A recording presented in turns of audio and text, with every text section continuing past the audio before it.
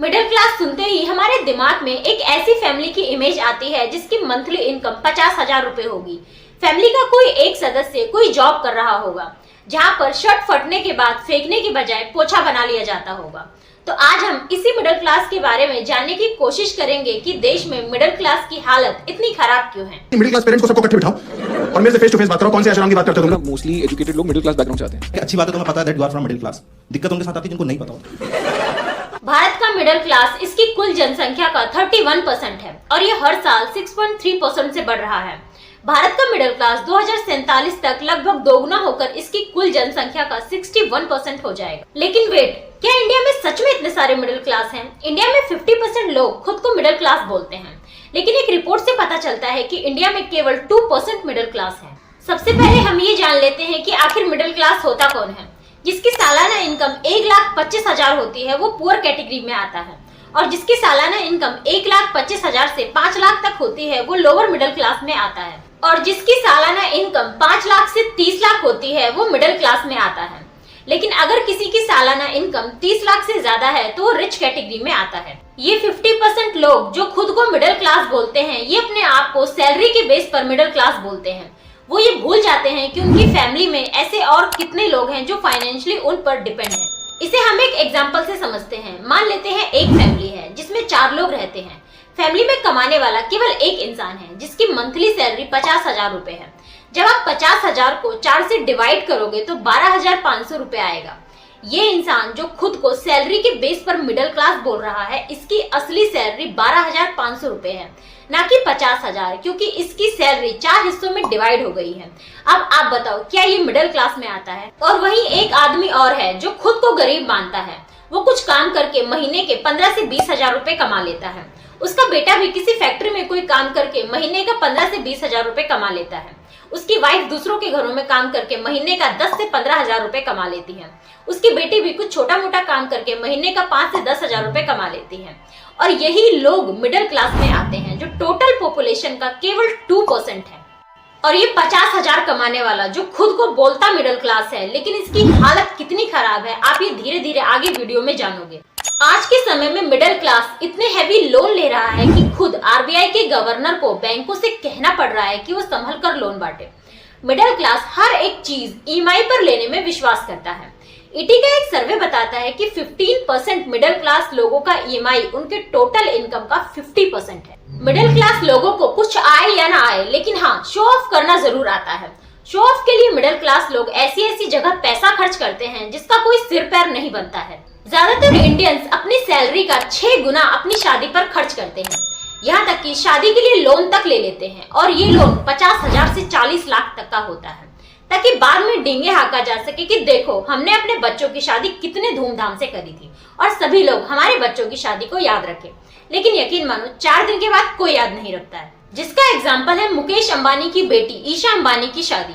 जब ईशा अंबानी की शादी हो रही थी तो हर तरफ बड़ी चर्चा थी कि वाओ कितने अच्छे तरीके से शादी हो रही है, अंबानी जी अपनी बेटी की शादी कितने धूमधाम से कर रहे हैं। लेकिन 4 दिन के बाद हर कोई भूल गया। आप ही सोचो, क्या आप सारे दिन बैठकर ये सोचते हो कि मुकेश अंबानी ने अपनी बेटी की शादी कितने धूमधाम से करी? नहीं सोचते ना। तो जब लोग मुकेश अंबानी की बेटी की शादी को भूल सकते हैं तो वो आपकी शादी को क्या खा के याद रखेंगे? और मान लेते हैं कि लोग आपकी शादी को याद रखेंगे, तो इससे आपको क्या मिलेगा? बाबा जी का ठुल्लू। और खाने पीने की जो चीज पास की दुकान से सस्ते में मंगाई जा सकती है, उसे जोमेटो जैसे डिलीवरी ऐप से मंगाया जाता है, और ये डिलीवरी ऐप 35% ज्यादा पैसे चार्ज करते हैं। उसके बाद भी मिडिल क्लास लोग इन फूड डिलीवरी ऐप से खाना ऑर्डर करते हैं। और हम इंडियंस इतने प्यारे होते हैं कि हमें हमारे देश में बनी हुई चीजें अच्छी नहीं लगती, लेकिन जब उसी सामान पर किसी ब्रांड का ठप्पा लगा दिया जाए तो हम लोग बड़े प्यार से उस सामान को खरीद लेते हैं। जैसे कि इस वीडियो को सुनिए। ये सब लोग जीन की पैंट पहने हुए दिखते हैं। मैं सबको पूछता हूं कि आप खादी डेनिम क्यों नहीं यूज करते हो?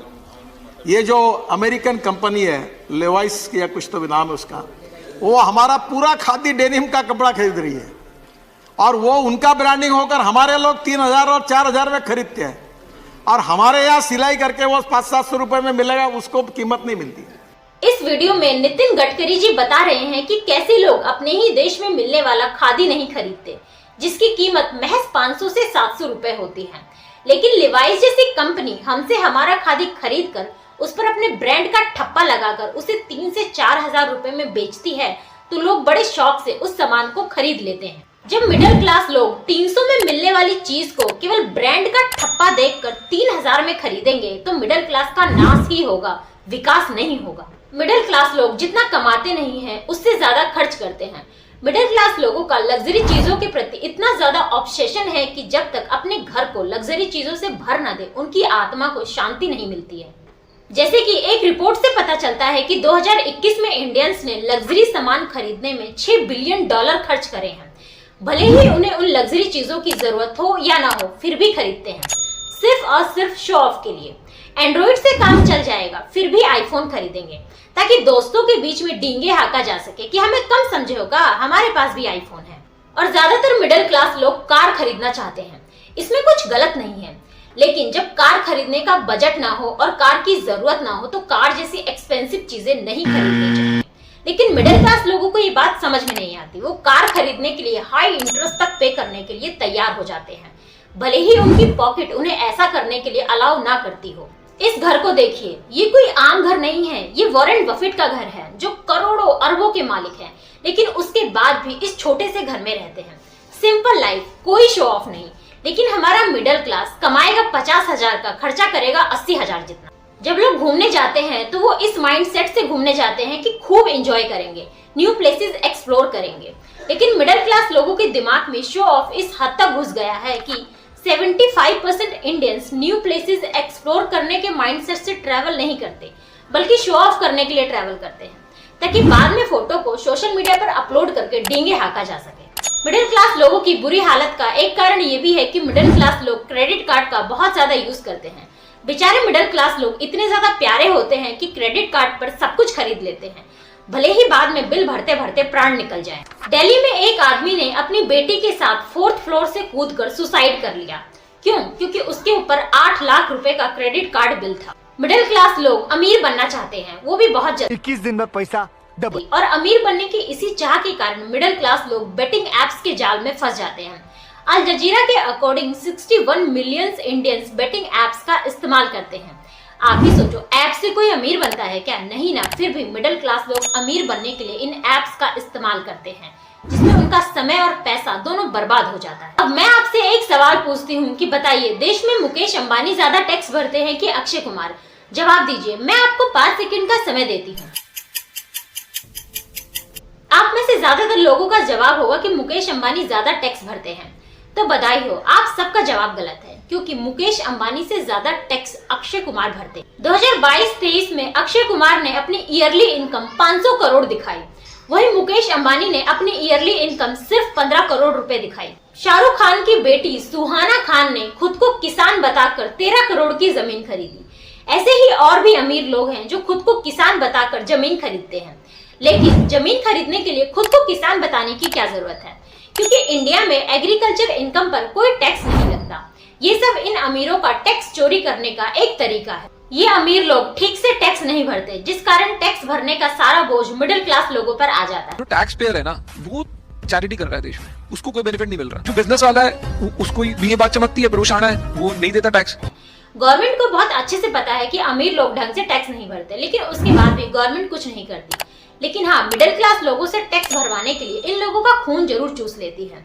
मिडिल क्लास लोग इतना ज्यादा टैक्स भरते हैं, लेकिन बदले में उन्हें ऐसे स्कूल और ऐसे हॉस्पिटल्स मिलते हैं। मिडिल क्लास लोगों की दुर्दशा का एक कारण ये भी है कि मिडिल क्लास लोग अपने बच्चों की एजुकेशन पर जरूरत से ज्यादा पैसे खर्च करते हैं। मैं एजुकेशन पर पैसे खर्च करने को पैसा वेस्ट करना बिल्कुल भी नहीं कह रही। एजुकेशन पर जरूर पैसे खर्च करने चाहिए, लेकिन तब जब देश का एजुकेशन सिस्टम इस लायक हो।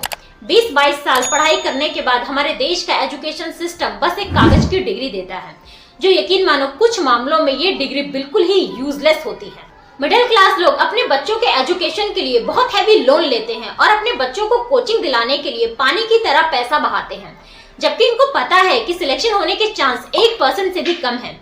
मिडिल क्लास लोगों की इसी मजबूरी का फायदा उठाकर आज के समय में कोचिंग इंडस्ट्री 58,000 करोड़ की इंडस्ट्री बन चुकी है। मिडिल क्लास लोग अपने बच्चों के एजुकेशन पर जरूरत से ज्यादा पैसे खर्च करते हैं और उसके बाद भी उनके बच्चों को कोई काम नहीं मिलता, जैसे कि 2021 में MTS एग्जाम कंडक्ट कराया गया था, जिसमें 55 लाख से ज्यादा लोगों ने अप्लाई किया था। लेकिन आपको जानकर हैरानी होगी कि अप्लाई करने वालों में बीटेक, एमटेक, MSc जैसे हायर एजुकेटेड लोग भी थे। इसलिए मिडिल क्लास लोगों को अपने बच्चे को स्किल सिखाने में पैसे लगाने चाहिए, ना कि डिग्रियां इकट्ठी करने में।